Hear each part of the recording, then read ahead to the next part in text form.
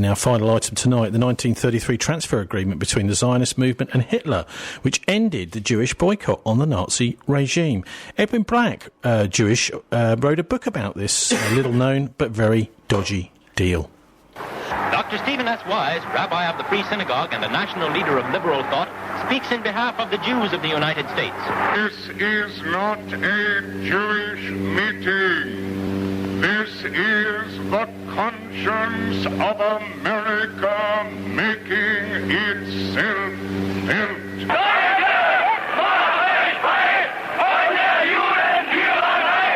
The conscience of Nazi Germany made itself felt 5 days later. Across the Reich, Hitler's troops shut down Jewish-owned businesses for 24 hours. Within days, American Jews marched calling for the boycott of all German exports. Jews throughout Europe echoed that call.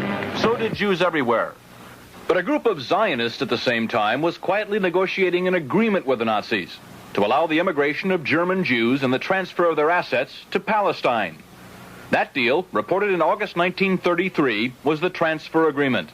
Palestine, sparsely settled by Jews at the time, was radically changed as a result.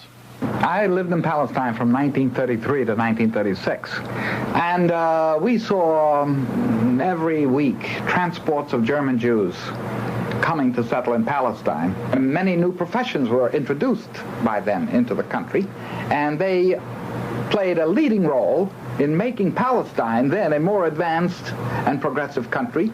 German Jewish settlement of Palestine was, for a time, official Nazi policy. These photos of Jewish life in Palestine, along with a lengthy text, appeared in 1934 in the Berlin paper Der Angriff. The publisher, Hitler's propaganda minister, Joseph Goebbels. A Nazi Visits Palestine was the title of the multi-part series. A medal was struck by Goebbels in commemoration. On one side, the swastika. On the other, the Star of David. Hitler demanded one concession for the transfer agreement, that the call for a boycott of the Reich, raised by Jews here and elsewhere, be rejected by the Zionists. The Zionists made that concession. That's the Edwin Black book, The Transfer Agreement, a US news report on it. But Martin, very surprising really to hear that the Zionists actually stopped the boycott of Hitler by the Jews. Well, I mean, this is actually, again, fairly well known to those who know their history. And, the book, Paul Manning's book, Martin Bormann, Nazi in Exile. In that book, it's pointed out that Bormann was very keen after the war to make sure that he had plenty of Jews on all of the boards of the companies that he controlled, and that he also helped to train Mossad. So the ex-Nazis helped to train Mossad in the 1950s. Also, Martin, worth pointing out, Middle East Eye is a really good source for this kind of thing. An award-winning, this is just this last week, award-winning Israeli filmmaker has called Netanyahu government fascist.